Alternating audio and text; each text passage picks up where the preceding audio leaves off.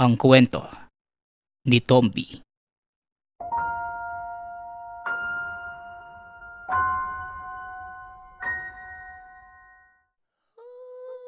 Ang kwentong ito ay mula sa isa nating tagapakinig. Naitago na lang natin sa pangalang Benjo. Walang eksaktong taon. Probinsya ng Maguindanao. Simula pagkabata, gusto ni Benjo na maging isang pulis para tumulong sa kapwa at hulihin ang mga kriminal sa lugar. Sinuportahan naman ito ni Lolo Ron na isang albularyo. Simula pagkabata, namulat na si Benjo sa gawain ng lolo. Ito pa ang naging inspirasyon niya sa pagtupad ng pangarap.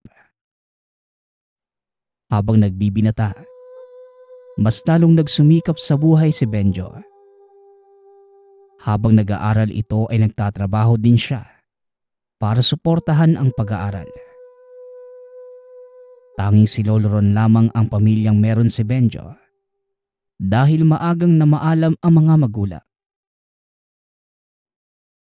Apo, baka naman magkasakit ka na sa ginagawa mo. Huwag mong abusuhin ang katawan mo. Wika ni Lolo Ron. Si Lolo naman masyado ako inaalala eh. Ayos lang po ako. Kaya ko pa naman eh. Tugon ni Benjo. Tapos ano? Kailan ka magpapahinga? Kapag nabaldado ka na o di kaya nakaratay? Kahit bata ka pa, pagkaroon ka naman ng konsiderasyon sa sarili mo. Muling wika na matanda. Ngunit hindi na pinansin ni Benjo ang mga paalala ni Lolo Ron na alagaan ang sarili. At sa halip, inabuso niya ang katawan. Ngunit isang araw ay bigla na lamang nagkasakit si Benjo. Habang may sakit, hindi mapigilan ni Lolo Ron ang pag-aalala. Tahimik niyang inaalagaan si Benjo. Sinisiguradong may sapat na gamot at tulong na matatanggap ang apo. Apo, importante ang kalusugan. Hindi sapat na tapang at determinasyon lang ang susi sa tagumpay. Kailangan ding mag-ingat sa sariling katawan at alagaan ito. Wika ni Lolo Ron. Habang si Benjo naman, bagamat nahihiya sa sarili, dahil hindi niya napakinggan kagad ang payo ni Lolo Ron, naintindihan niya ang kahalagahan ng sinasabi na matanda.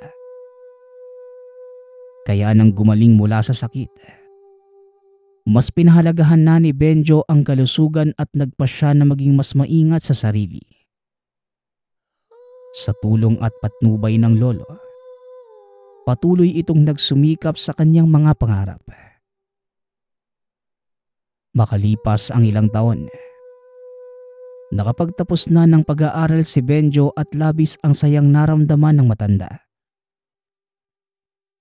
Sa wakas, nakamit ko na din ang pangarap ko. May pulis ka ng Apollo.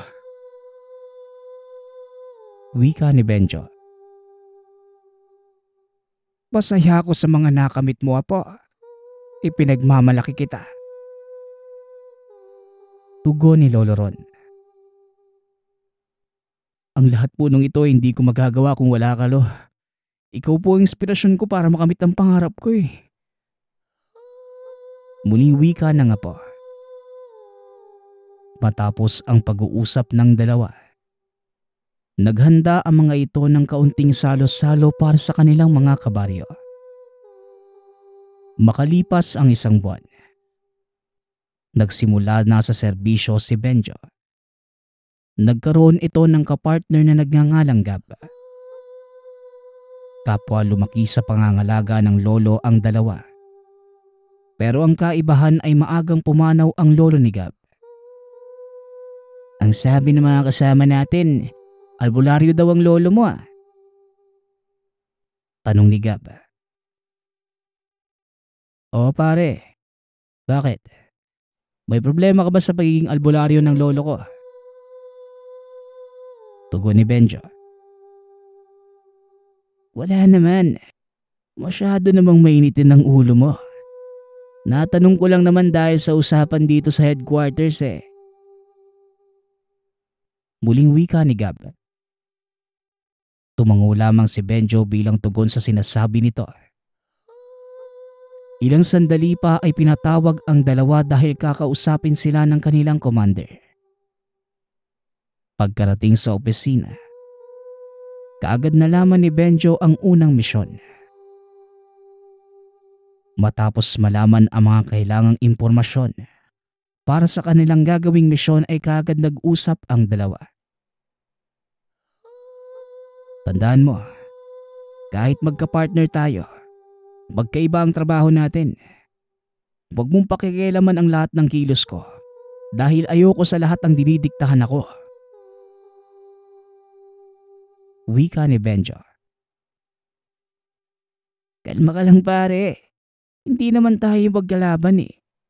Magkakampi tayo kaya dapat nang magtulungan para mabilis na matapos natin ang misyon. Tugon ni Gab. Hindi na nagsalita pa si Benjo sa sinabi nito. Kaagad nagpunta sa bahay ng biktima ang dalawa. Napansin ni Benjo ang kakaibang nangyari sa loob ng tahanan. Mukhang hindi pangkaraniwan ang mga nangyari dito ah. Pakiramdam ko, hindi tao ang gumawa nito. Wika ni Benjo. Napakunot naman ang noo ni Gab dahil sa mga sinabi ng kapartner. Paano mo naman nasabi na hindi tao may gawa nito? Isa pa may ebidensya ka ba? Tanong ni Gab. Masama namang tumitig si Benjo kay Gab. May paraan ako para malaman kung sino o ano ang may gawa nito. At isa pa pare, gumawa ka na lang sarili mong investigasyon kaysa ginugulo mo ko. Tugon ni Benjo. Hindi naman sukat akalain ni Gab na magiging ganon ang reaksyon ni Benjo. Hindi naman sa pinakikialaman kita pare. Pagkakampi tayo dito eh. Hindi tayo magkalaban. Bakit ba ang init-init ng ulo mo sa akin? Tanong ni Gab. Napakamot na lamang ng ulo si Benjo. Ang ayoko lang sa lahat, pinapakialaman ng mga ginagawa ko. Kaya bago pa ako mainis sa'yo, umalis ka na lang sa harapan ko. Tugon ni Benjo. Imbes na patulan ito ni Gab, umalis na lamang ito sa harapan ni Benjo. Hindi naman maalis sa isipan ng binata kung bakit gano'n na lamang ang galit niya kay Gab. Nagkanya-kanya ang dalawa sa pag-iimbestiga hanggang sa napagtanto ni Gab na tama si Benjo. Hindi maisip ni Gab na sa haba ng oras na ginugol niya, tama ang sinasabi ni Benjo sa kanya kaya kagad niya itong nilapitan. Teka, paano mo nalaman na hindi tao may gawa nito sa biktima? Tanong ni Gab. Bakit tama ba ang sinasabi ko? Alam mo, kanina ko pa iniisip kung bakit mainit ang ulo ko sa'yo eh. Pero ngayon alam ko na. Dahil wala kang tiwala sa akin. Tugon ni Benjo. Natahimik na lamang si Gab. Dahil totoo ang sinasabi ni Benjo sa kanya. Tama ka. Pasensya na, hindi ko lang talaga maiwasang magduda eh. Siguro mas mabuti kung magsimula tayo. Ako nga pala si Gab. Pagpapakilala ni Gab. Benjo pare, tama ka din naman eh. Partner tayo kaya dapat lang magtulungan tayo. Tugon ni Benjo. Hinawakan nila ang kamay ng isa't isa at nagbanggaan ng balikat. Napangiti na lamang ang mga ito. Nagtulungan sila na maresolba ang kaso. Sa tingin mo pare, ano kayang may gawa nito? Base sa investigasyon ko aswang ang hinala ko. Tanong ni Gab. Kaagad namang nagulat si Benjo sa sinabi ng bagong kaibigan. Teka, naniniwala ka sa aswang? Akala ko kanina pagtatawanan mo ko kapag sinabi ko na aswang ang suspect ko Tugon ni Benjo. Natahimik naman si Gab. Naupo sa silya at seryosong tumitig kay Benjo. Pare, ang totoo kasi niyan antingero ang lolo ko. Kaya nga tinanong kita kung albularyo ang lolo mo Masyado ako natuwa na hindi lang ako naniniwala sa mga kakaibang elemento. Kaso, parang mainit yung ulo mo kanina Wika ni Gab. Hindi makapaniwala si Benjo sa mga sinabi ng kaibigan. Talaga? Antingero ang lolo mo? Balita ko bago ka maging ganap na pulis. Namatay siya dahil sa aksidente Tugon ni Benjo. Kaagad naman nakita ng binata ang lungkot sa mata ni Gab. Bahagya pa itong naluha nang muling maalala ang lolo. Sa totoo lang pangarap talaga ni lolo na maging pulis ako. Dahil gusto niyang ipagpatuloy ko ang pangarap niya. Pero nung nakamit ko naman, pinatay siya bigla Ang sabi sa investigasyon, aksidente ang nangyari. Nahuli ang may sala pero hindi ako naniniwalang siya ang may gawa Pakiramdam ko may pinagtatakpan siya. Gaya ng biktima, ganito din ang nangyari kay lolo Wika ni Gab. Naluha naman si Benjo sa mga sinabi ng kaibigan. Hindi ito makapaniwala na sa kabila ng pinagdadaanan ni Gab, nagawa nitong manindigan. Pasensya ka na pare Naging emosyonal ako Naisip ko kasi kung paano na lang kung sa akin nangyari yung sitwasyon mo. Nakakalungkot yun pare. Wika ni Benjo. Wala Kailangan kayanin pare. Lalo na't hindi ko naman pwedeng sayangin ang pagod ni lolo. Isa pa, sa pamamagitan ng trabaho natin, pwede ko ding maimbestigahan ang pagkamatay ni lolo. Tugon ni Gab. Tama ka Gab. Sa ngayon pare, tapusin na muna natin tong misyon natin. Nang sa ganun magkaroon pa tayo ng bagong kasong reresolbahin. Muling wika ni Benjo. Nga pala pare, paano mo nalamang hindi tao may gawa nito sa biktima? Tanong ni Gab. Sa pamamagitan ng pagmamasid pare, mapapansin ka agad ang nagkalat ng mga dugo. Pero hindi siya pangkaraniwang dugo gaya ng sa normal na tao. Nagdasal din ako at gumawa ng orasyon para matukoy kung tama ang hinala ko. Wika ni Benjo. Umupo pa ito at sinubukang hawakan ang dugo sa lapag. Pero kagad itong pinigilan ni Gab. Pare naman gusto mo bang lumabas ang fingerprints mo dyan? Loko ka talaga. Siyempre gumamit ka ng gloves. Wika ni Gab. Kabado ka naman masyado Amin na nga yan pare. Tugon ni Benjo. Dali-dali nitong sinuot ang gloves at nagsimula ng kumuha ng ilang ebidensya. Sa sobrang daming napag-usapan ng dalawa, ang magkaaway ay naging magkaibigan. Kagad natukoy nila Benjo kung sino ang suspect sa kaso. Kagad nila itong nahuli. Pagsisisihan niyo ang ginawa niyo. Lalo ka na Benjo. Maghanda ka dahil ang lolo mo ang isusunod namin. Tapos na kami sa lolo ni Gab at sa iba pang kasama nila. Tanging ang lolo mo na lang ang kulang. Wika ni Raul. Nagulat ang dalawa sa mga salitang sinabi ng suspect. At dahil sa inis ay kagad sinuntok ito ni Gab. Pare, kalma lang. Baka makakuha pa tayo ng impormasyon sa kanya. Isa pa, bakit naman nadawit ang lolo ko? Wika ni Benjo. Magaling kayo, di ba? Bakit hindi nyo alamin? Isa pa, baka mamaya pag uwi mo, Benjo, wala na talagang buhay ang lolo mo. Tugon ni Raul. Nanlaki ang mga mata ni Benjo. Kagad itong sumakay ng sasakyan. Sumunod namang kagad si Gab. Sa tingin mo, Benjo, nagsasabi kaya siya ng totoo?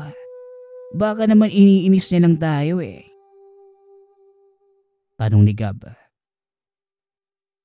Hindi. Pakiramdam ko nagsasabi siya ng totoo.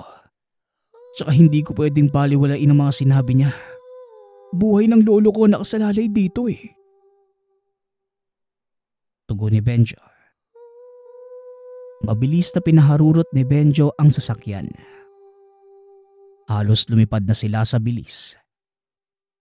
Nang makarating sa tahanan, patakbong pumasok si Benjo sa bahay.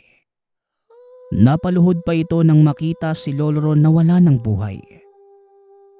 Duguan at sugatan. Yayakapin pa sana ni Benjo ang bangkay ng lolo. Pero mabilis itong hinila ni Gab. Pare, huminahon ka muna. Tatawag ako ng kasama natin para mag-asikaso dito. Hindi mo pwedeng hawakan ng lolo mo. Baka masira ang ebidensya Wika ni Gab.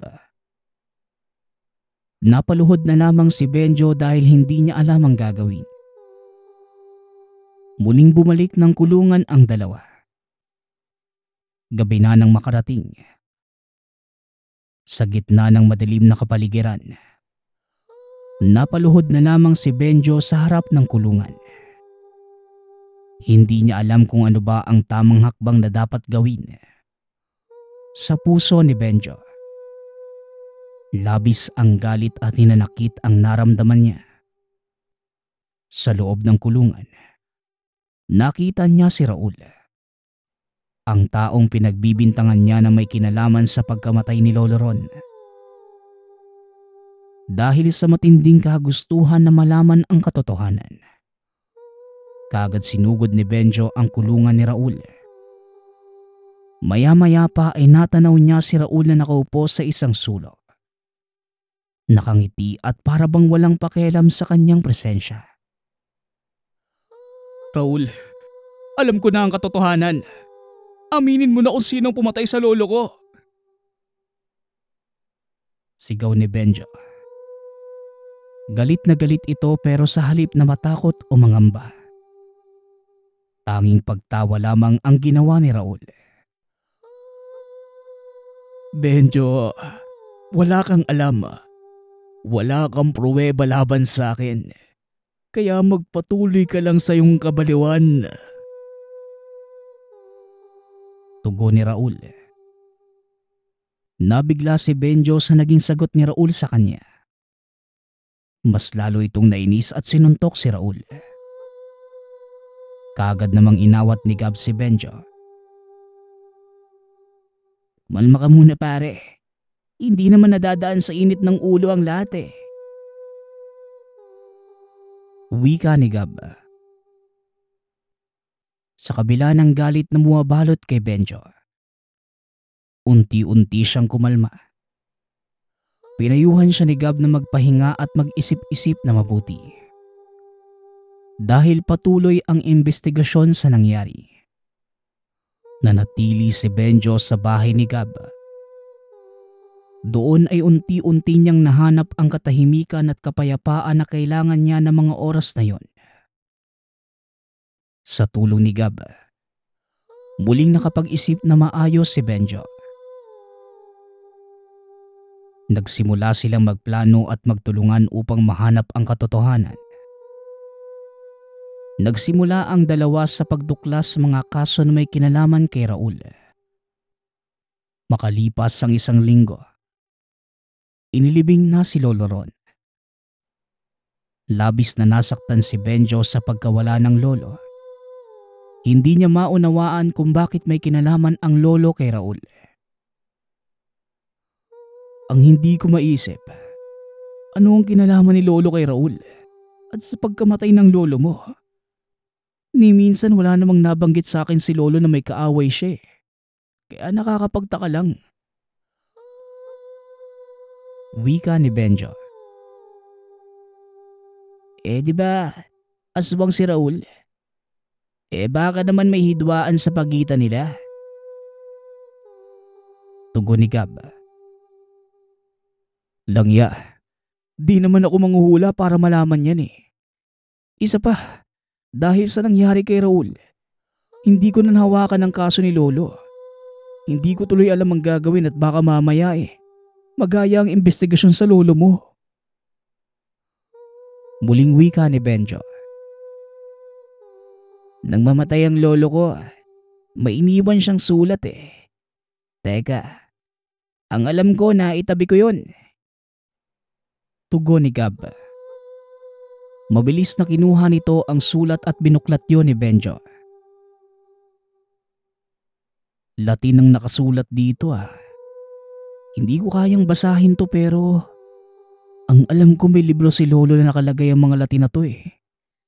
Natatandaan ko nga nabasa ko na ang mga salitang to. Wika ni Benjo. Hindi ko nga din maintindihan yan eh. Sinubukan ko na magtanong pero walang makapagpaliwanag sa akin. Baka yan na ang susi para malaman natin ang sagot sa mga katanungan natin. Tugon ni Gab. Sana nga pero di ba nga pinagbawalan tayo ng mangyalam sa kaso? Paano natin makukuha ang libro ni lolo? Baka mamaya nakuha na yun ng mga kasama natin. Muling wika ni Benjo. Malabo yan. Dahil hindi pa nila pinapakialaman ng personal na gamit ng lolo mo. Kaya may oras pa tayo para kunin yun. Tugon ni Gab. Dali-daling pumunta ang dalawa sa bahay ni Benjo sa kalagitnaan ng gabi. Dahan-dahang pumasok ang dalawa. Nagsuot pa ang mga ito ng proteksyon para hindi maiwan ang kanilang baka sa crime scene.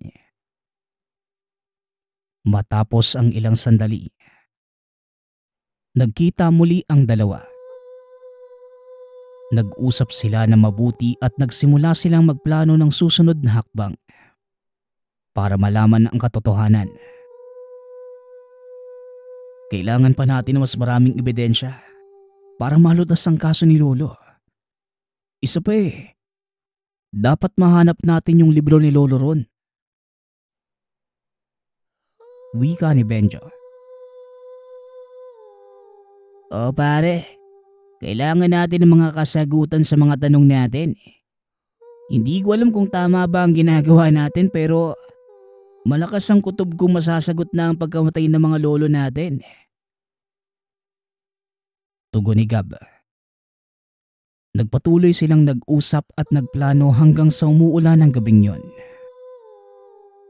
Habang naghahanap ng mga ebidensya, nagpasya si Benjo na hanapin ang libro ni Lolo Ron.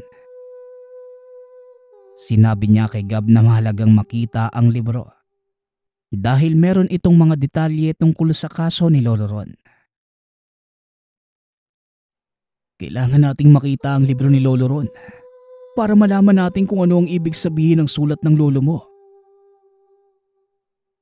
Wika ni Benjo. Nag-umpisa si Gab na magtanong kung ano ang itsura ng libro. Ngunit hindi na ito matandaan ni Benjo. Sinabi lamang nito na luma na yon. Nagpatuloy sila sa kanilang paghahanap at nagpunta sa kwarto ni Lolo Ron. Pare, nasan pa yun nakalagay? Hindi mo ba alam? Tanong ni Gab. Hindi ko din talaga alam pare kung saan banda nakalagay yung libro ni Lolo eh. Maghanap na lang tayo. Tugon ni Benjo. Ilang sandali pa ang lumipas bigla na lang dumating si Raul. Kasama ang iba pang mga aswang at nakita nila si Benjo at Gab sa loob ng kwarto ni Lolo Ron. Ano to? Anong ginagawa nyo dito? Nag-iimbestiga kayo no? Tanong ni Raul. Teka, paano mo nagawang makatakas sa kulungan? Anong ginawa mo? Matibay ang ebidensya laban sa iyo ah. Paano nangyari yun? Tanong ni Benjo. Tumawa lamang si Raul at ilang sandali pa ay nagsalita si Gab. Pare, ito ba yung librong sinasabi mo? Mukhang nakita ko na ang libro ng lolo mo ah. Wika ni Gab. Lalapit na sana ito kay Benjo para ibigay ang libro. Pero mabilis itong naagaw ni Raul. Salamat nga pala sa paghanap. Akin na to. Mabuti na lang at hindi na ako naghirap sa paghanap. Matutuwa nito si Pinuno. Wika ni Raul. Ibalik mo sa akin yung libro. Bakit mo kinukuha yan? Tanong ni Benjo. Sabihin na lang natin na amin talaga ang librong ito. Pero ninakaw lang ng mga lolo nyo. Teka, bakit nga ba sinasabi ko sa inyo? Tugon ni Raul. Tumawa pa ito ng malakas na para bang nangiinis sa dalawa. Mukhang mahalaga yata ang librong yun ah. Dapat kunin natin yun. Wika ni Gab. Kaagad kumilos ang dalawa at mabilis na sumugod kay Raul. Naglaban ang dalawang grupo hanggang sa nakuha ni Benjo ang libro. Mabilis na naglahad ng orasyon si Benjo. Napaatras ang mga aswang at mabilis na umalis ang dalawa sa lugar na yon. Nang makasakay sa sasakyan, kaagad nagtanong si Gab. Ano kaya ang kinalaman ng libro sa pagkamatay nila lolo? Tanong ni Gab. Pare, hindi ko din alam eh. Wala akong ideya pero malalaman natin yan mamaya. Tugon ni Benjo. Mabilis na pinaharurot nito ang sasakyan at nang makarating sa tahanan ni Gab, kaagad nilang binasa ang nakasulat sa libro.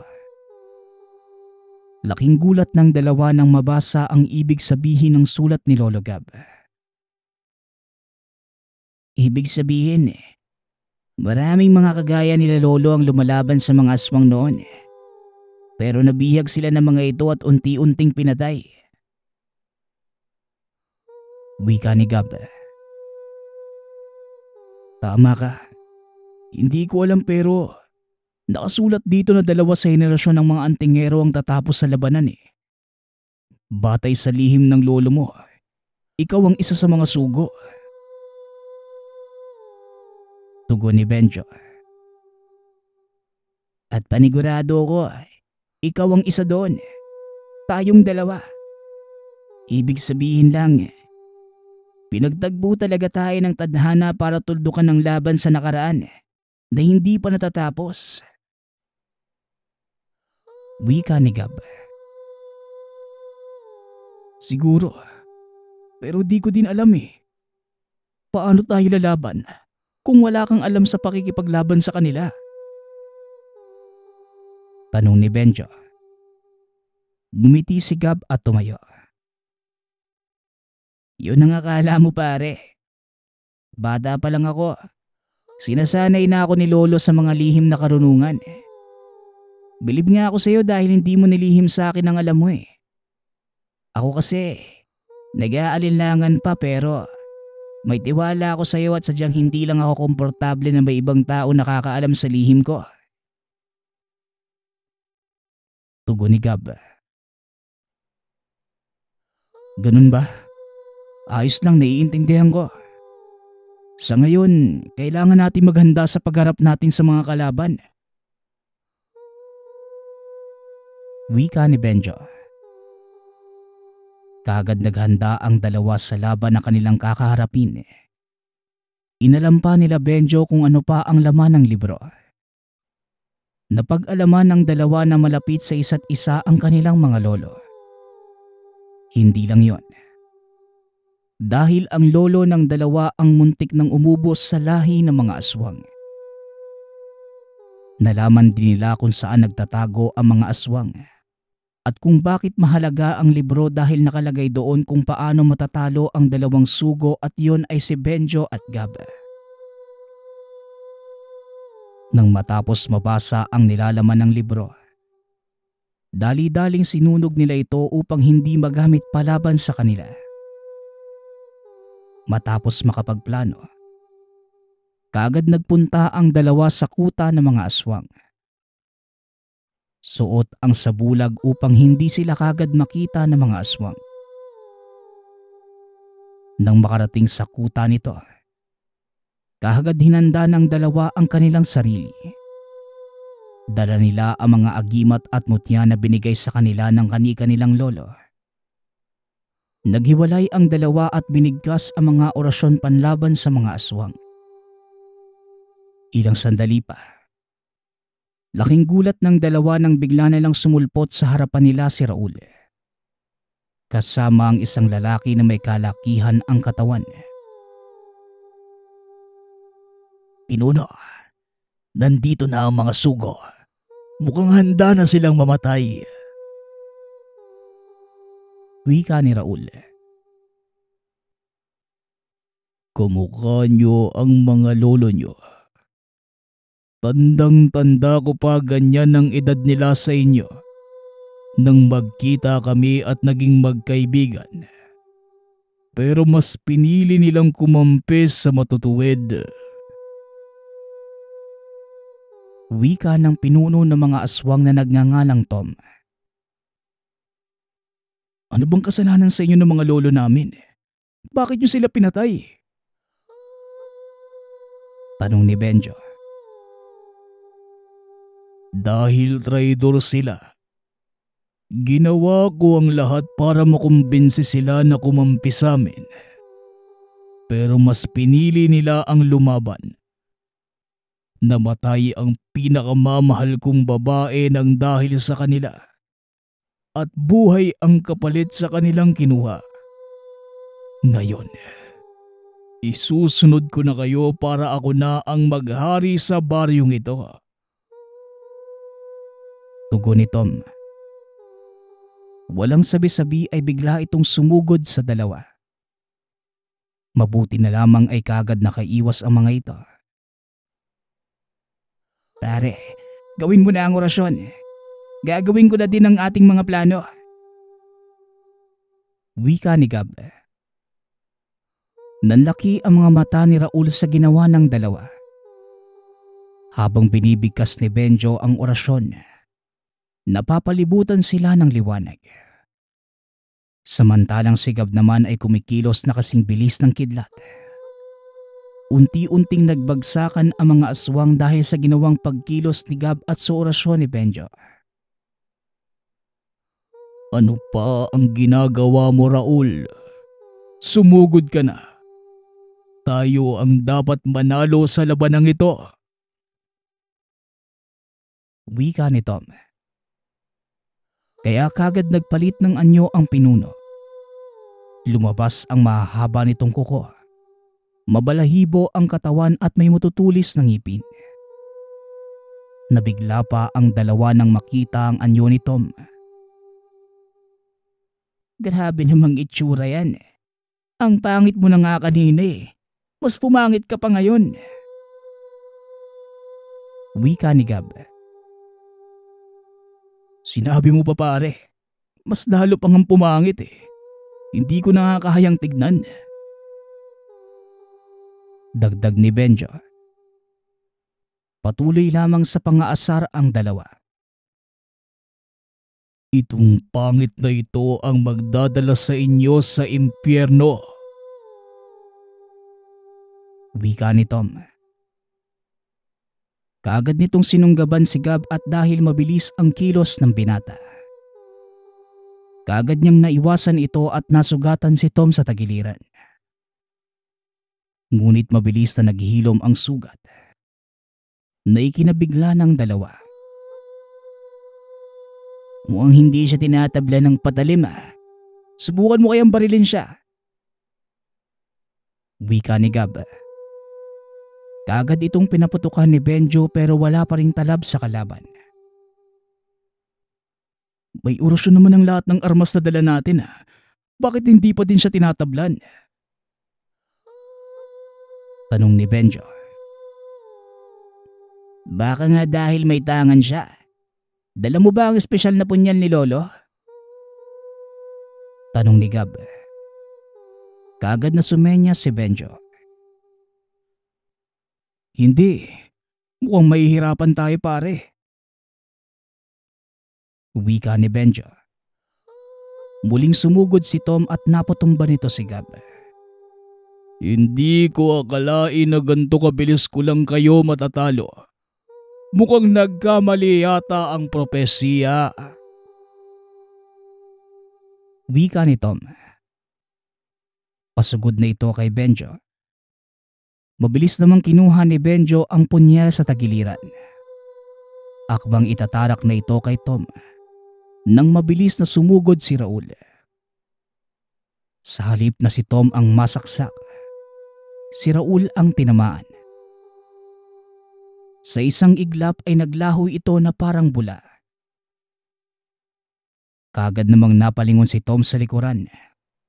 Mabilis na binalingan si Benjo. Inangat nito ang binata kaya nabitawan ni Benjo ang punyal. Agaw hininga na si Benjo at kahit nahihilo pa. Tumayo si Gab at tinarak sa leeg ni Tom ang punyal.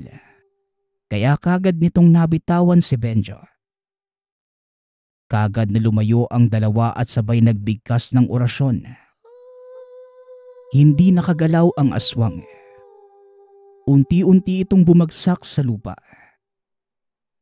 Hanggang sa tuluyang mamatay at naging abo ang katawan. Napaupo na lamang ang dalawa at magkaakbay na naupo sa lupa. Matapos ang mga pangyayaring yon, nagpatuloy lamang sa pagseserbisyo ang dalawa sa bayan. Masaya ang dalawa na natuklasan nila ang lihim na mga lolo. Bukod dito, nakuha din nila ang hustisya para sa kanila. Hindi nagtagal ay nagkaroon din sila ng sari-sariling pamilya. Ngunit kahit ganon, patuloy pa rin naging magkaibigan ang dalawa. Magpas hanggang ngayon, magkaibigan pa rin si Benjo at Gab. Patuloy pa rin sila sa panghuhuli ng mga masasamang tao at pagpatay sa mga masasamang elemento.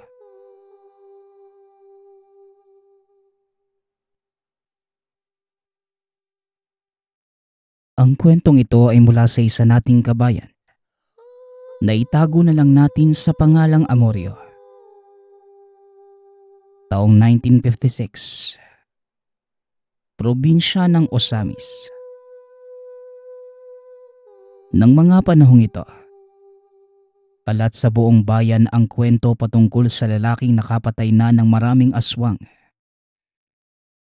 Ayon sa mga tao doon, nakatira ang nasabing tao sa kabundukan malapit sa lugar. Ngunit ni isang beses ay hindi ito nakita ni Amorio. Tawagin na lamang natin ang lalaki sa pangalang Sarseo. Isang hamak na residente lamang ngunit nagkaroon ng pambihirang katangian.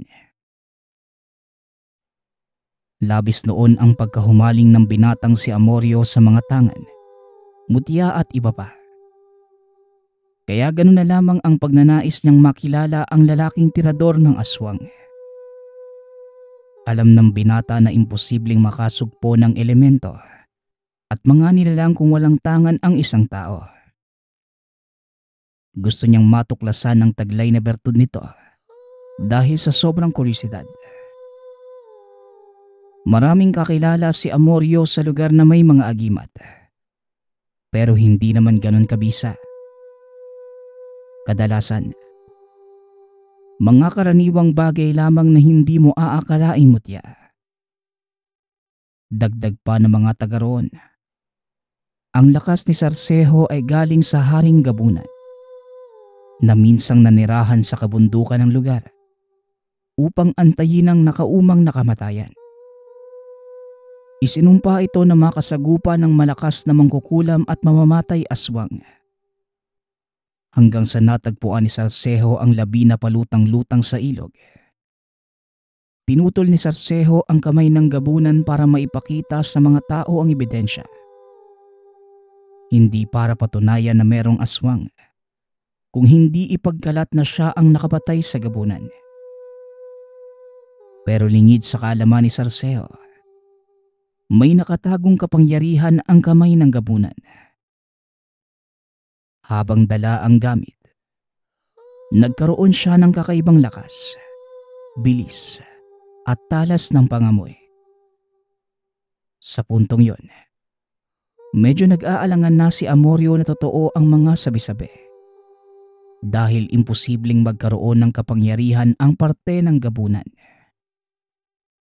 Hinala niya, may iba pang tangan si Sarcejo na ginagamit upang makapatay ng mga aswang. Kaya na maglaon, pinili ni Amorio na pasukin ang kabundukan ng lugar dahil gusto niyang makilala ng lubos si Sarcejo. Habang binabagtas ang daan papunta sa kagubatan, may nadaanan siyang mga tao. Tinanong niya ang mga ito kung alam ba nila kung saan nakatira si Sarcejo. Napailing lamang ang mga ito dahil hindi nila kakilala si Sarcejo. Hanggang sa nakarating na si Amorio sa iba't ibang parte ng kabundukan. Ngunit wala pa ring nakakakilala sa hinahanap. Hanggang sa mapadpad ang pinata sa talon. May nakita siyang kubo hindi kalayuan sa kinaroroonan. Sa pagkakataong yon, alam niyang may nakatira dahil sa usok na galing sa siga. Kaagad naman niyang pinuntahan ang tahanan at nang makarating. "Tao po! Tao po!" Wika ni Amorio. Hanggang sa may lumabas na isang lalaki. Makisig ang pangangatawan at nakahubad ng pangitaas. Kaagad itong nagtanong kung anong pakay ng binata sa lugar. Tumugon naman si Amorio kung may kakilala ba siyang Sarcejo. Gumiti lamang ang lalaki kaya batid ni Amorio. Maaaring kakilala nito ang hinahanap. Ano po may sadya lang po sana ako sa kanya. Meron lang po akong ilang katanungan. Tsaka tagahanga po ako ni Sarcejo Pero hindi ko pa naman siya nakikita kahit isang beses. Wika ni Amorio. Teka, sandali. Uminom ka nga muna ng tubig. Mukhang malayo ang pinanggalingan mo. Hindi mo man lang ba naisip ang peligro ng lugar na ito?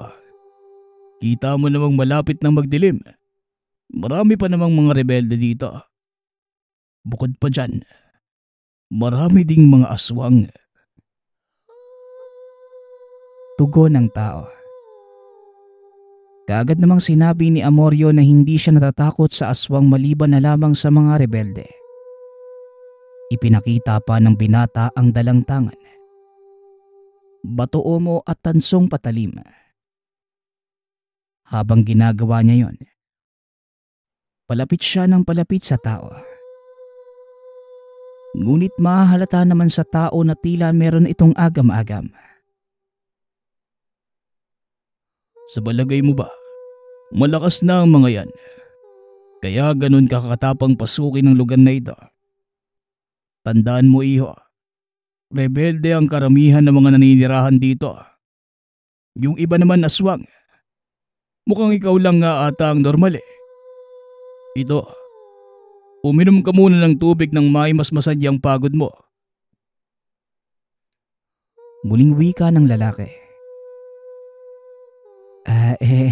Parang ganun na nga po. Nakita ko nga po na wala masyadong kabahayan dito eh. Doon lang po sa dalisdis ng bundok. Meron pero magkakalayo pa. Ganun po katindi ang pagnanais kong makita si Sarseho eh.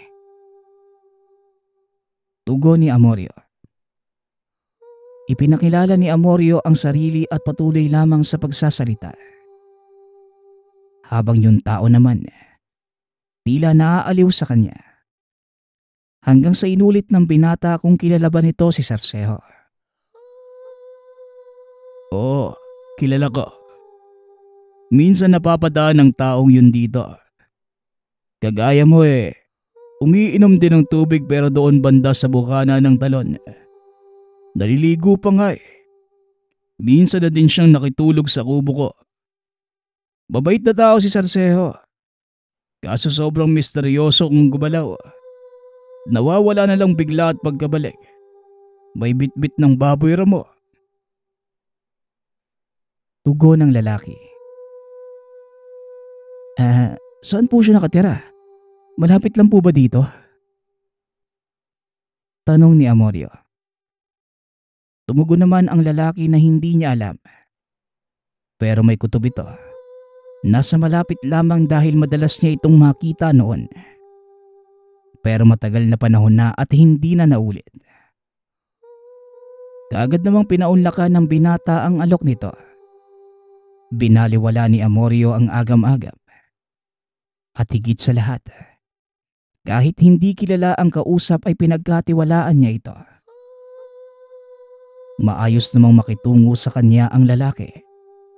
Mahahalata sa kilos na isa itong mabuting tao. Nanatili siya sa tahanan.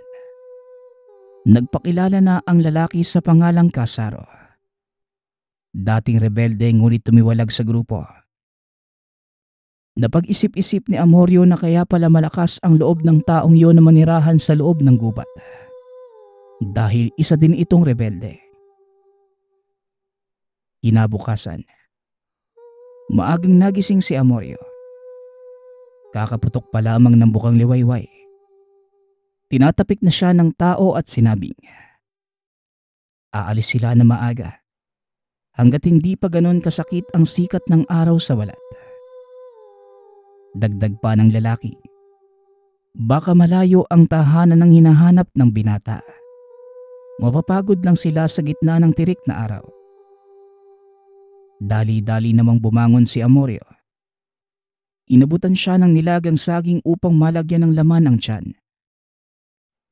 Dagdag ni Kasaro, dadaan sila sa talon dahil kukunin niya ang kawayang lagayan ng tubig.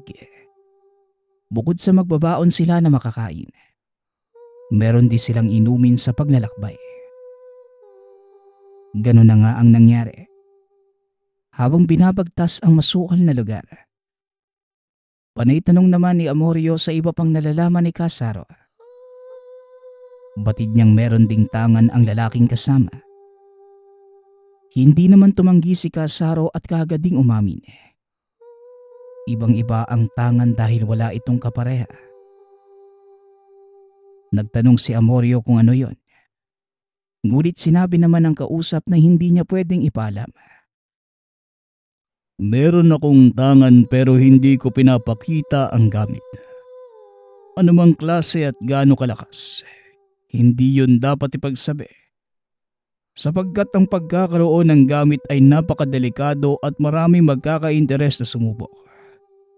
Hindi mo ba alam yon? Kaya nga natutuwa ako nang ipakita mo ang gamit mo. Akala ko pa naman kung ano. Mga karaniwan lang naman pala. Pero sa tingin ko may bisa din naman. Pero syempre, kailangan mo ng tapang at pagtitiwala sa gamit. Pero dapat, May sarili kang lakas at hindi lang palaging umaasa sa gamit mo. Wika ng lalaki. Natahimik na lang noon si Amorio. Sapagkat hindi niya naman maitatanggi na meron itong punto. Hindi siya sigurado sa sitwasyon. Lalo na sa oras na magkaroon ng hamon sa buhay. Baka matakot lang siya o kaya na may madaling sumuko. Ang ipinagtataka nga lang niya ng mga sandaling yon. Bakit ang daming alam ni Casaro na tila mas angat pa sa kanya? Bawat sinasabi ni Amorio, natatabunan ng pang-aalaska at bukod pa dyan. Nagtataka din siya kung bakit ninais siyang samahan ito. Kahit hindi naman sila magkakilala ng lubusan. Pinagkakaabalahan siya ni Casaro na tila ba may gustong ipakita sa kanya.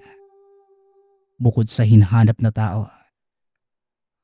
Habang ang isang kamay nito, may nakabalot na tela. Tila meron itong malaking sugat na nakatago. Hindi na niya tinanong kung anong meron dahil sa tingin niya.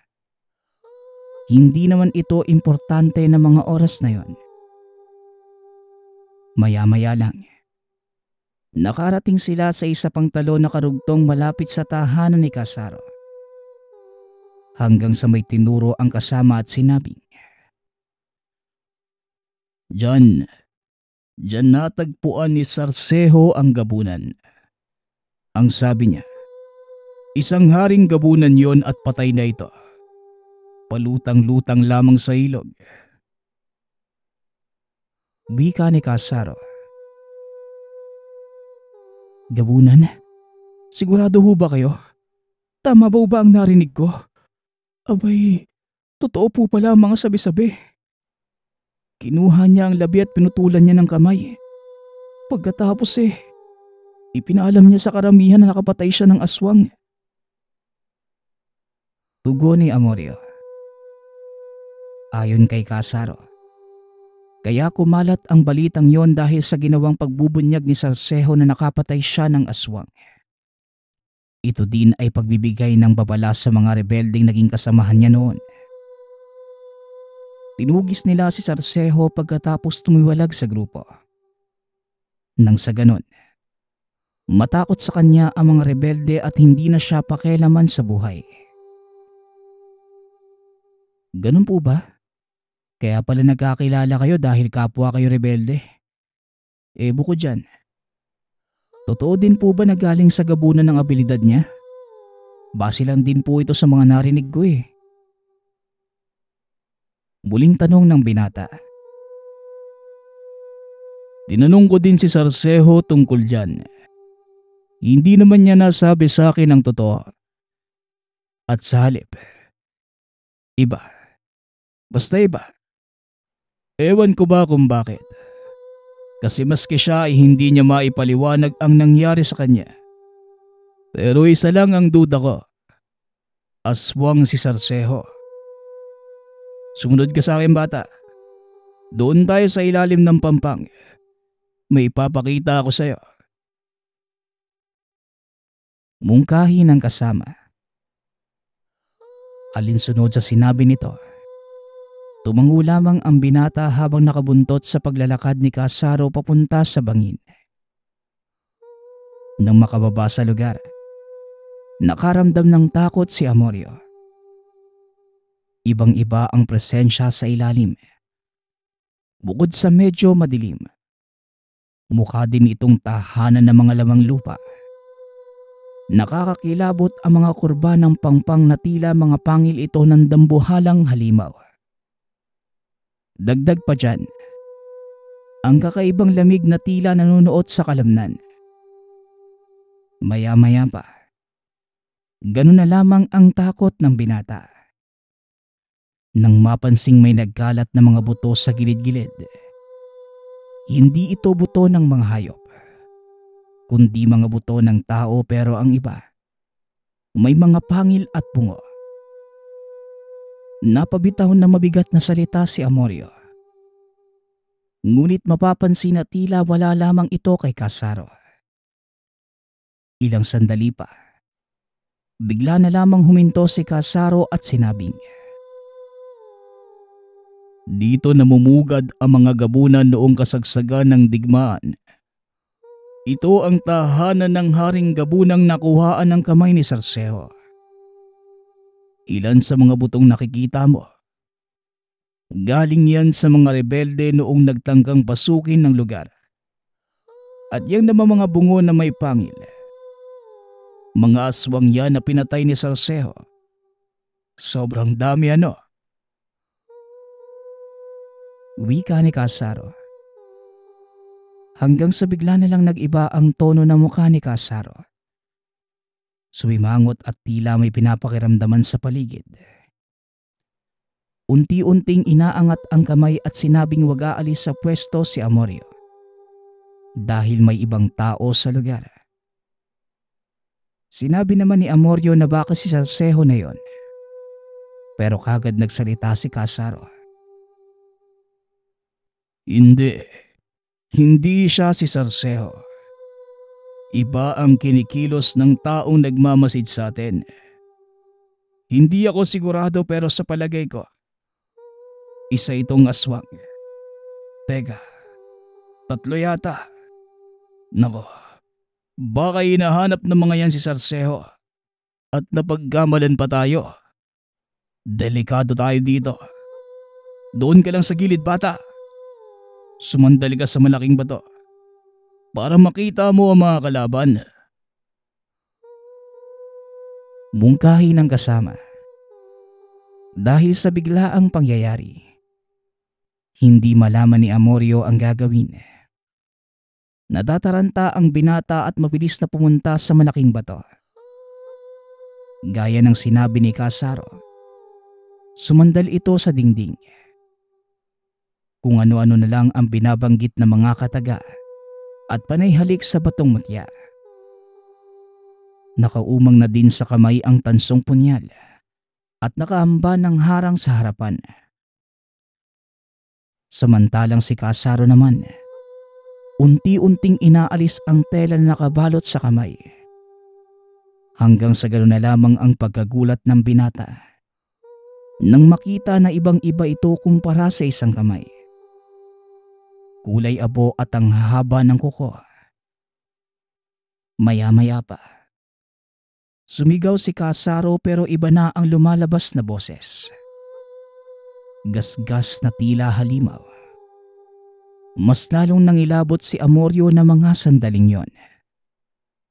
Sapagkat kagad pumasok sa isipan na baka aswang si Kasaro at hindi totoo na may nagmamasid sa kanila sa lugar. At sa halip, dinala lamang siya doon para kainin. Kaya naman, dali-dali siyang umalis ng pwesto. Mabilis na kumaripas ng takbo ang binata. Ngunit gano'n na lamang ang pagkawindang dahil biglang may humarang na mga tao sa harapan. Kaswal lamang ang mga ito pero ang papangit na mukha. Angat na angat din ang kintab ng mga ngipin na matutulis. Ano bang sinabi ko sa'yo? Doon ka lang sa batong yon. Ano bang ginagawa mo? Magpapakamatay ka ba? Wika ni Kasaro. Sa puntong yon, nawala na sa isipan ng binata na delikado si Kasaro. Subalit wala na siyang magagawa.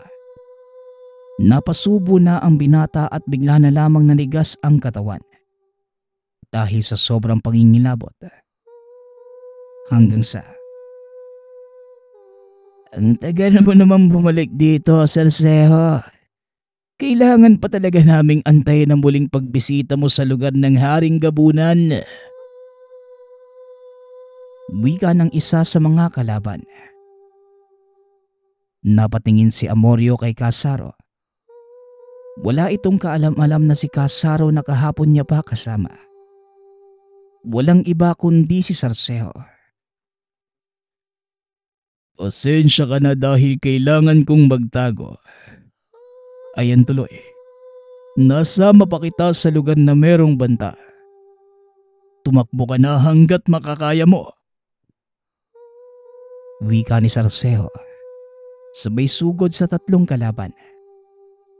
Subalit imbis na tumakbo si Amorio, nanatili pa rin siya sa lugar at hindi malaman ang gagawin.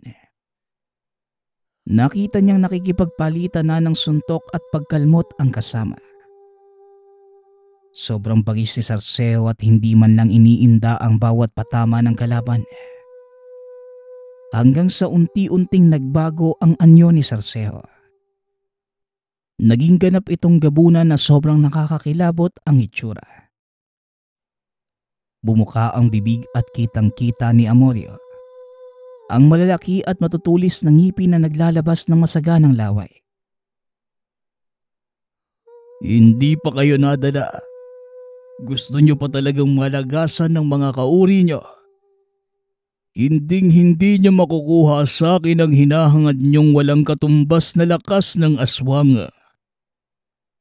Ano bang sinabi ko? Di ba umanib sa katawan ko ang haring gabunan? Hindi pa ba sapat yon para katakutan niyo ako? Kinakailangan pa talaga magsakripisyo kayo ng buhay kapalit ng hinahangad niyong kapangyarihan. Mga hangal kayo! Wika ni Sarceo. Dito lamang unti-unting naintindihan ni Amorio na kaya pala nakapatay ng aswang si Sarceo. Dahil may gusto itong kunin sa kanya. Walang iba kung hindi ang kamay ng gabunan na ngayoy umanib na sa katawan ni Sarceo. Pero ang hindi makuha-kuha ng binata, kung paano umanib ang gabunan sa katawan ni Sarceo sa pamamagitan lamang ng kamay na pinutol sa haring gabunan. Habang nasa kalagitnaan ng pagkalito ang binata, nakikita niya kung papaano isa-isang bumabagsak na walang buhay ang kalaban. Hindi man lamang nagalusan ng katawan ni Sarceo, habang ang mga kalaban naman ay halos hindi na makilala. Nagkalasog-lasog na ang katawan, pati na din ang muka. Matapos yon, lumapit si Sarceo sa binata. Kasabay nito ang unti-unting pagbabalik sa anyong tao ng lalaki. Hindi mo kagad ako nakilala. Pasensya ka na't natutuwa lang ako sa'yo. Kasaro ang alias ko noong rebelde pa ako. Ay nako, nakakaloko ang mga katulad mong mangmang sa mga tangan. Umalis na tayo dito at baka may magsidatingan pang iba. Mungkahi ni Sarceo. Hindi naman kagad nakapagsalita si Amorio. Hindi pa niya napoproseso sa isipan ang lahat ng mga nangyari. Wala pa siya sa ulirat at patuloy sa pagkamangha na may halong pangingilabot. Maya-maya pa, nang matauhan ay kagad siyang nagtanong kung paanong umanib sa katawan niya ang kapangyarihan ng gabunan. At kung bakit nakaabang ang mga kalabang aswang sa kanya doon sa lugar. Imbes na pwede naman siyang tugisin sa tahanan. Marami sa mga impormasyon na nalaman mo patungkol sa akin, taliwas sa katotohanan. Kilala ko talaga ang haring gabunan. Sa katunayan ay magkaibigan kami. Pero bago ang lahat, meron na talaga siyang labis na pinagsisihan. Nagkaroon ng pangyayari noon na hindi nila inaasahan ng lahi nila. Sinupil sila ng mga rebelde na may tangan at kasama na ako doon. Isa-isang binabawasan ang bilang ng mga aswang hanggang sa ang natira na lang ay ang haring gabunan. Wika ni Sarceo. Sa pagpapatuloy ng pagsasalaysay nito, sa sobrang bangis ng haring gabunan, nahirapan ang mga rebelde. Noong maglaon ay pinasumpa nila ang gabunan sa bihasang mangkukulam. Tumalab ang sumpa at nagkaroon ng malubhang sakit ang haring gabunan. Natagpuan niya itong nangihina na ang katawan Sa gitna ng kagubatan, nakaramdam ng awa si Sarseho. Lalo na sa sinabi ng Haring Gabunan sa kanya. Namumuhay lamang sila ng payapa at pinakialaman ng kanilang grupo. Ubos na ang pamilya pati ang mga anak ng Haring Gabunan. Nadamay pa't walang awang pinagpapatay. Binalot na matinding konsensya si Sarseho. Dito niya piniling tulungan ang gabunan. Ngunit nalaman ito ng mga kagrupo. Kaya pati rin si Sarseho tinugis na ng sariling mga kasamahan.